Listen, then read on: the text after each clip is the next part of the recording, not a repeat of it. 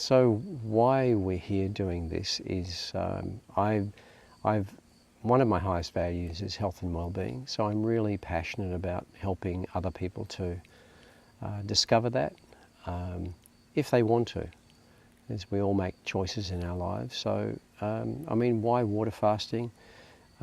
Simply because you know, we spend way too much time now in the Western world eating. We are consumers of high caloric value food.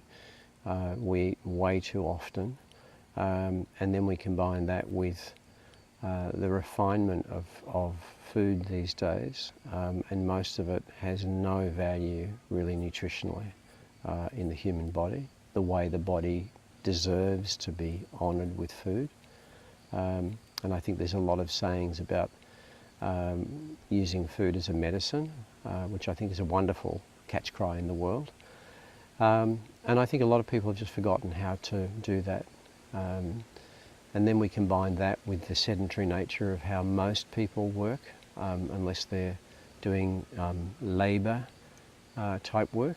So this is an opportunity for people to have an experience around that.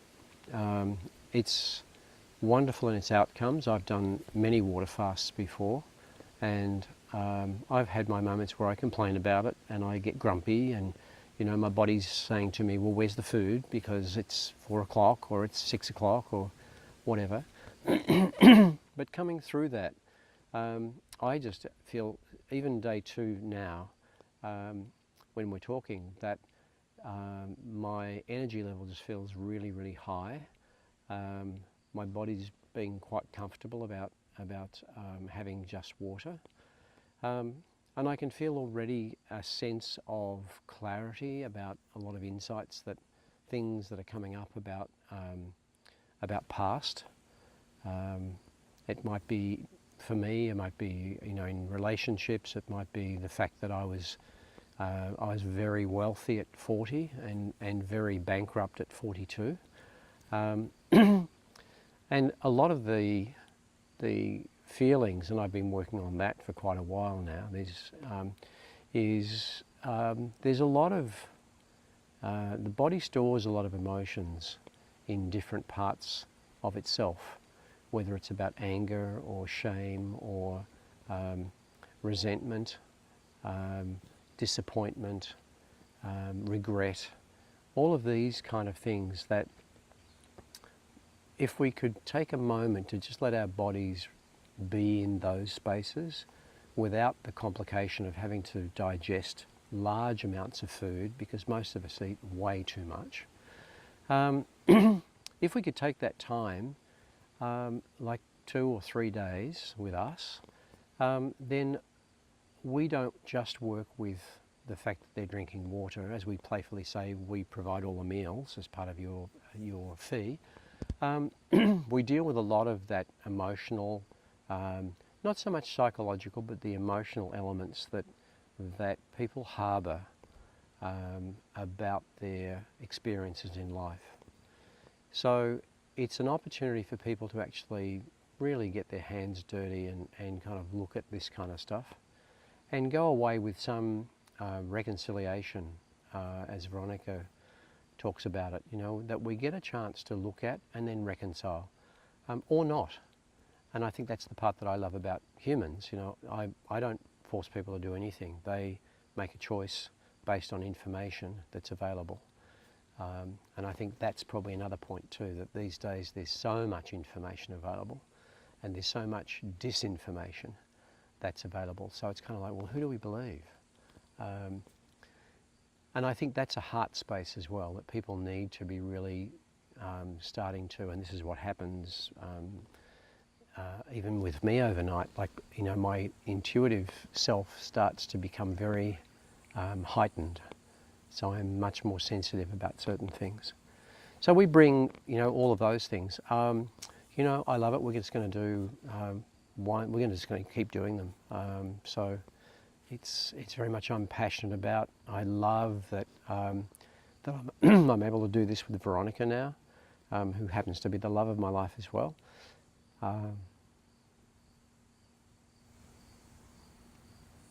Yeah, and I love the way that even saying that just kind of catches me a little bit. I think that, you know, we are energy. So if we speak to that for a moment, and the body, there's enough empirical evidence now to demonstrate that the body, when it's given the right environment and the right circumstances and the right nourishment, in whatever form that takes, whether it's emotional or physical, you know, whatever that is, it has more than the capability to heal itself and correct itself from any imbalances. And I think that's the part. So if people come because they want to lose weight, then that's a wonderful intention to have. And not eating will assist that. But it's more about, in my belief, it's more about them cleansing their body and just allowing the body to reboot itself, to renew itself in terms of the scientific and medical evidence now around white blood cells, which are all about our immune system. It's about you know, DNA enabling. There's a whole raft of things that allow that to happen. It's the other elements of it give people the tools to, like tomorrow, day 3, we will reintroduce people to food, and not superfoods so much, but because there's a lot of cliches around that, but just food that provides a wonderful nourishing element to the body and lets the body function as it's supposed to.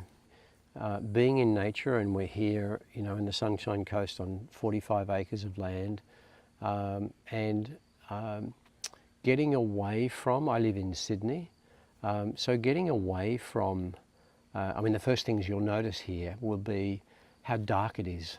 You know, when the sun goes down, it's like they turn off all the lights everywhere, because there are no lights here. There's no artificial light. And in our circadian rhythms, which is very kind of reptilian self, you know, our ancestors knew that when the sun went down, they snuggled in. They went to sleep, you know, or they talked around the fire. And when the sun rose, they woke again. So their body adjusted to these wonderful rhythms of nature. I notice here just not being able to really easily get Wi-Fi or, you know, just being here. I'm sitting with my feet, you may not be able to see it, but I'm sitting with my feet on the grass. And the wonderful, like, healing nature of nature. Again, that we've just disconnected ourselves. Most people have just disconnected themselves from it. And you know, it doesn't matter to me whether, you know, whether I'm talking to a corporate or someone out there is watching this who's in corporate. You know, when was the last time you walked, you know, barefoot on grass? When's the last time you actually smelt, you know, beautiful, like, odours of nature? When was the last time you drank tank water, which has no artificial, you know, ingredients in it? I mean, these are things that just heighten our sense. Recharge, you know, our bodies in a complementary way with just having water for a few days. And there's always the exquisite nature of people that we're with too, because there's other humans here who we suddenly realise that that they've got similar stories, they've had similar pain, they've had similar you know, guilt or restriction or whatever around things. And so, you know, we spend a lot of time with people resting, reflecting, talking to each other. So there's a lot of wonderful healing, and I think that's the part that I'm very passionate about. That humans, as I see, especially younger generations, but, you know, across generations, with the technology age that we're in, are really starting to, if they haven't already, lost the art of communicating with each other at a real heartfelt level, you know, as we're doing when you look into each other's eyes, and there's something else that is available when that happens, and it's different from a text message or an email or a video conference or, you know, whatever that is. So it's just a beautiful experience.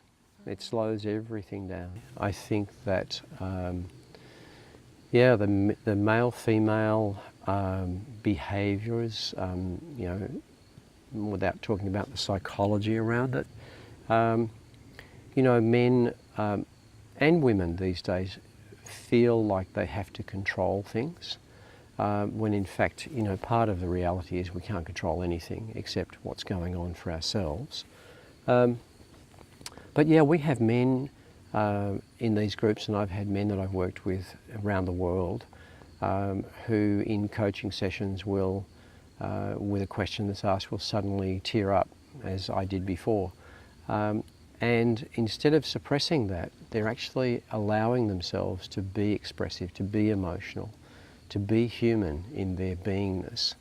And I think with women, you know, women have my experience, even with this present group, you know, they're very open, but they're also giving themselves the opportunity, as we facilitate sessions, to really open themselves up to things that they may have felt suppressed by or subjugated by. And again, just creating circumstances in this environment and in the workspace, the play that we do in the sessions, whether it's listening or sharing or jumping around or screaming out a window, to just really know that it's safe to express themselves. So it's something that's definitely for men and women. Your question about the relationship one, I think it's profound for people who are dealing with stress, with relationship difficulties, with you know, with personal illness challenges, whatever they may be, because in my 25 years of doing this kind of work with people, the solutions are quite simple. You know, it doesn't matter what we apply the principles to. It's really then about arming people with the opportunities and the choices for them to be able to change the consequences in their lives. And that I find, you know, really, like, I would keep doing this until I die. You know, it's one of those.